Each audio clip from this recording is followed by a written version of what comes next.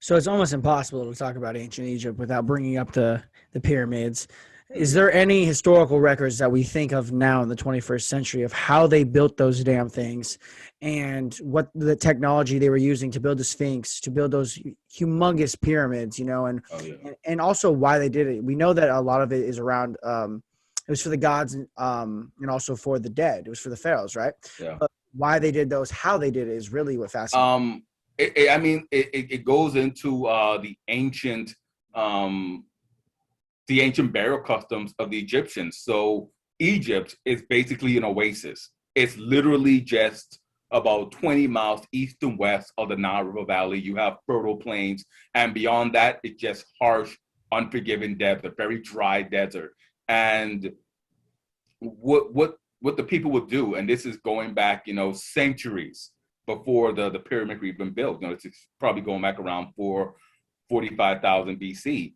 No, not 45,000 BC, 4,500 BC. They would simply go into the desert and they would simply not build, but they would dig these shallow graves and bury the dead inside these hot sand pits. And what would happen would be that the bodies would just dehydrate.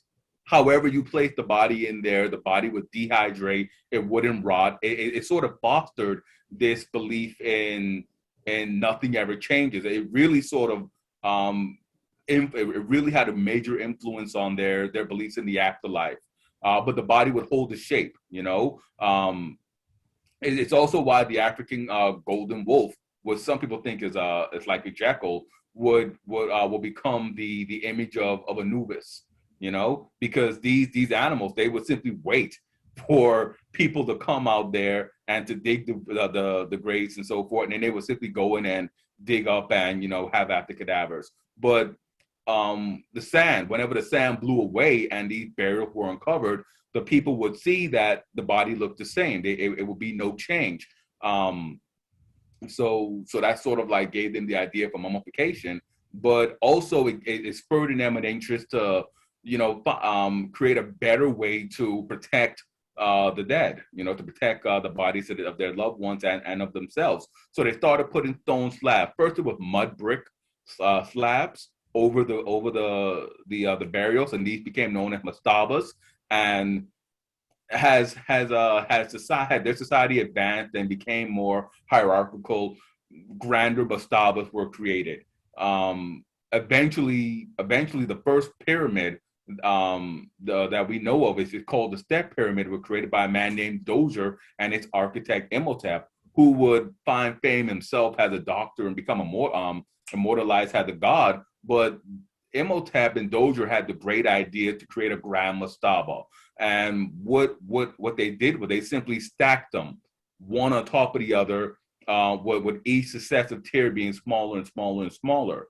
That sort of was the catalyst for pyramid building. That was the moment that the ancient Egyptians were taught how to build pyramids.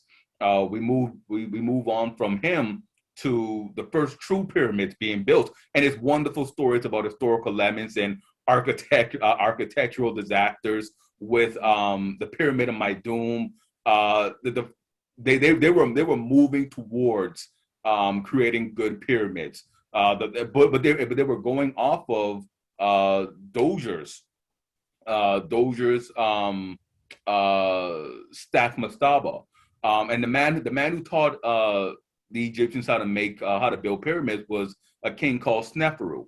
Now, Sneferu's first plan was to simply build a stacked mastaba, and then to fill in the sides. And it's called the pyramid of Maidum, and it sort of looks like a medieval tower. It's this rectangular base that just goes up. It didn't have like the smooth sides that we think about the pyramid today.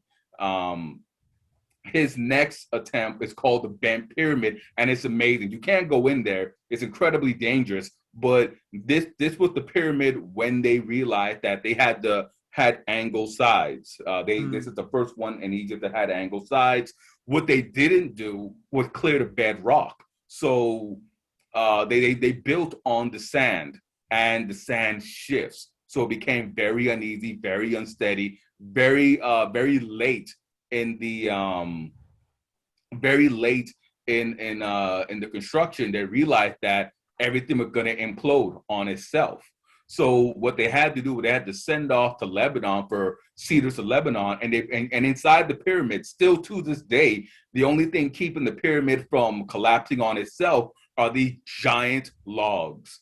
And Google the bent pyramid after this, and it's just astounding to see that now, 4,000 years later, these logs are wedged between walls, and they're the only thing keeping everything from imploding on itself.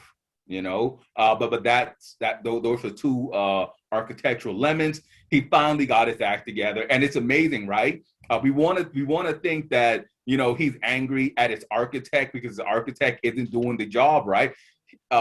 We were probably thinking that there's some historical record or some lost. You're probably thinking that there's some lost papyri for him executing these architects for their misdeeds. No, these early kingdoms were family affairs. He's not going to execute the architect because the architect is his son, right? The son is being given all these being given this responsibility, and you can imagine the conversation coming back.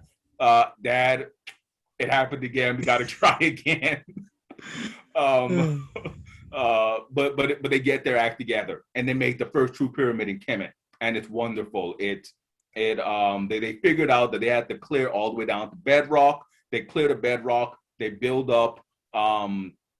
They move in all these blocks and stuff, and we believe, because we know the quarry sites that they use, and the quarry sites are all the way in Upper Kemet. They're deeper towards the African interior than let's say the marshes where the Mediterranean is. But they're quarrying down there. They're floating them down on rafts down to the Nile. And as far as like these the pyramid construction, there are a couple of different theories in place. One would be that they simply flooded the area because they also had these amazing hydro technology in which they would flood areas to create water reserves for their planting seasons, and then also to create like permanent aquatic gardens and stuff for the elites, for the wealthy elites.